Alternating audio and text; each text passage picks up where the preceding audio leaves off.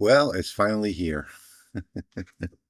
Lightburn 2.0, what we've all been waiting for, or at least I've been waiting for it to formally publish.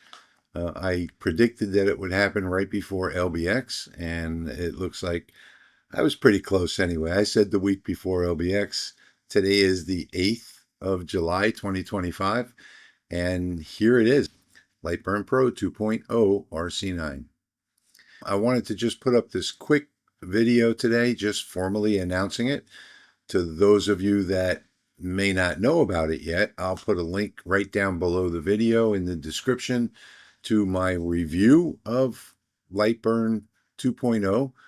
When you download this, make sure you read the release notes. Check that little box that says release notes at the end, and you can read along and find out what's new and different.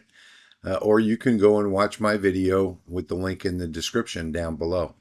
I think you're going to love this. You saw when we first opened, I drew out all of these shapes and didn't draw out multiple shapes by mistake because it automatically let go of the shape.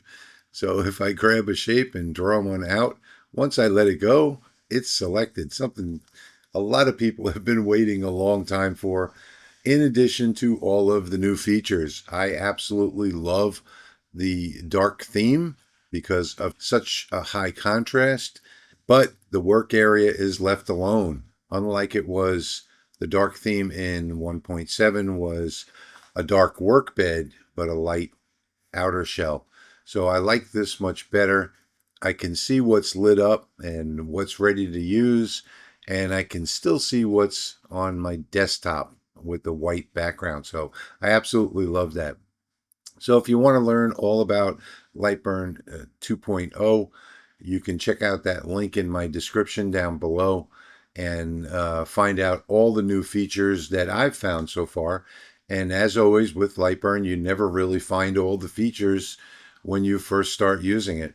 So look for more updates soon on Lightburn 2.0 from me and other people out there.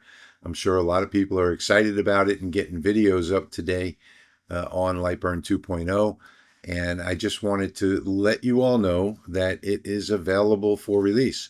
So if we take a quick look at Lightburn's website, you'll see that this is the main page. All you have to do is go to Downloads right here, and you'll see, scroll down the page just a little bit, download Lightburn for Windows 64-bit 2.0. And then there's also the Mac download right here. And of course, Linux is not getting the update. I know a lot of people are upset about that, but unfortunately, you'll be stuck with 1.7.08. And if that was the worst that could happen, I would still be happy with 1.7.08. I'd be happy with 1.5 or 1.0. I've been happy with Lightburn from the very beginning. So that is where you would go to download it. The install is simple. You just double click the executable file that you've just downloaded, and it will run you through the installation process. So again, just a quick announcement today to let you know that it is now public as of today, 7/8/2025. And if you want to learn more about it, I do have that link down in the description. Follow that link. You can learn all about Lightburn 2.0. So as always, I want to thank you for watching, and I'll see you in the next one.